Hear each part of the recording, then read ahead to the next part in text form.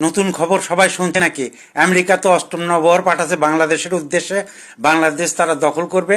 Trump আর কি পাঠাইছে, বাংলাদেশ দখল করবে করে ওই যে হাসিনা ওই নৌবহরেই আছে, তাকে ইয়াতে গণভবনে বঙ্গভবনে নামায় দিয়ে যাবে। তো ওখানে সে ক্ষমতায় আসবে।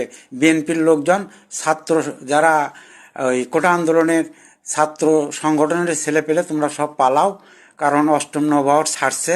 ইদানিং গোপন সূত্রে খবর পেলাম, ভারতীয় একটা মিডিয়া একজন ফোন করছিলাম, সে বলল আর কি যে অষ্টম নবহর সাথে হাসিনা এবং মন্ত্রীরাও আছে, তার সহযোগীরা সবাই এসে আর কি ওই গণভবন দখল করবে।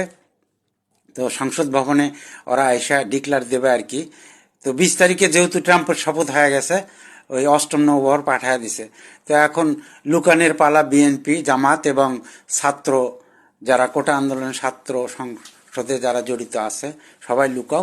আর ইউনুস স্যার তো পালাইছে, সে আর বাংলাদেশে আসবে না। এটা একেবারে ইন্ডিয়ার মিডিয়া ফোনে জানতে পারলাম আর কি ভাই। তো সবাই সাবধানে থাকবেন।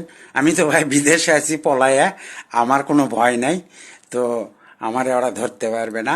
তো যাই হোক, ও সবাই অভিনন্দন জানান শেখ হাসিনাকে। আওয়ামী লীগের লোকজনের জন্য সুখবর ভাই, তোমরা আমার পেজটা ফলো করো আর স্টার দিও, যেহেতু তোমাদেরকে সুখবরটা দিলাম আর কি।